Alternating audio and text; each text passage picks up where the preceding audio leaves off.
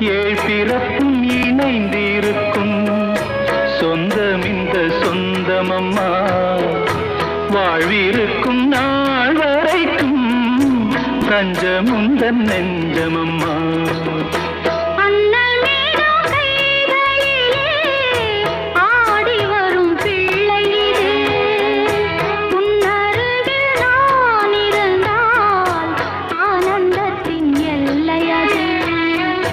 காயத்ரி மந்திரத்தை உச்சரிக்கும் பக்தனம்மா.